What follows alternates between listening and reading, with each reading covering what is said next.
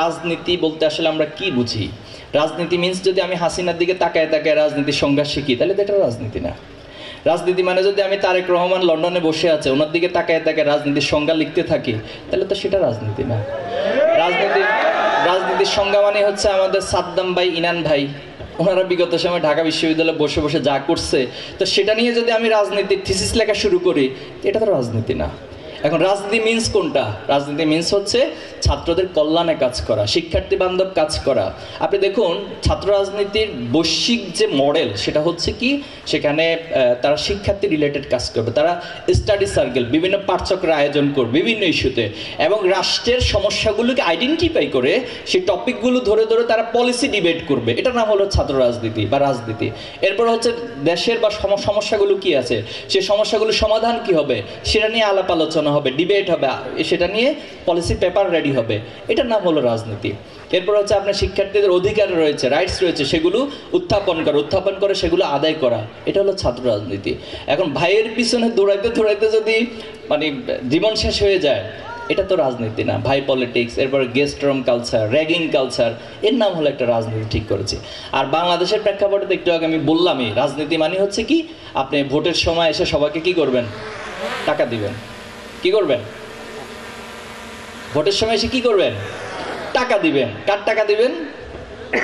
By the people, for the people, of the people. মানে জনগণের টাকা জনগণ থেকে চাঁদাবাজি করে নিবেন। আবার কি, আবার আমি এত পিপল দিলাম, আবার কার জন্য? তার মানে হচ্ছে ওই যে মানে জনগণের জন্য জনগণের টাকাকে সার্কেলিং করে করে দেওয়া, চাঁদাবাজি করে আবার দেওয়া। তো এই যে দিচ্ছেন, হিসাব করে যে এই নির্বাচনে আমার খরচ হয়েছে কত, তো হিসাব করে যে আব্দুল কাদের, এরপরে আব্দুল কাদের মানে আবুল কালাম, এরপর হচ্ছে অমুক, এরপর প্রশাসনের অমুককে দিচ্ছে, কারণ প্রশাসনকে মেনটেন করতে হয়, এর নির্বাচন কমিশনের যারা দায়িত্ব থাকে তাদেরকে মেনটেন, এভাবে সব একটা হিসাব করে তিনি। তো হিসাব করে বের করে যে আমার নির্বাচনের আসনে 50 কোটি টাকা খরচ হয়েছে। তো হিসাব ব্যবসা, তাহলে এটা কি হলো? এটা ইনভেস্ট হলো না? তো বাংলাদেশে 50 কোটি টাকা যদি কি ব্যবসা ইনভেস্ট করে তাকে লাভ করতে হয় কত? ভাই এটা কিন্তু এগ্রিকালচার বিজনেস না, এটা পলিটিক্যাল বিজনেস। এখানে আপনাকে রেশিও এগ্রিকালচার বিজনেসের মতো হিসাব করলে হবে না। এখানে হচ্ছে মানে জ্যামিতিক হারে একটা হিসাব নিয়ে যেতে হবে, অথবা ইচ্ছে মতো এটাকে চোখ বন্ধ করে একটা অ্যামাউন্ট বসাই দিতে হবে। তো তার মানে 50 কোটি টাকা খরচ করে সাপোজ 5000 কোটি টাকা লিখে দিলেন ব্ল্যাক চ্যাঙ্কে।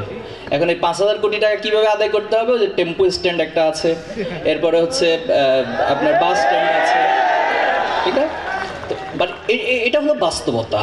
এরপরে কি হচ্ছে, এখন আমার অন্যায়ের যারা বিরোধিতা করে তাদেরকে কি করতে হবে? তাদেরকে খুন করতে হবে, তাদেরকে গুম করতে হবে। এরপর যে আমার বিরোধিতা করবে, মানুষের কাছে আমার নেগেটিভ কাজগুলোকে উপস্থাপন করবে, তারা দুনিয়া থেকে সরায় দিতে হবে। তাহলে এই হচ্ছে পলিটিক্স।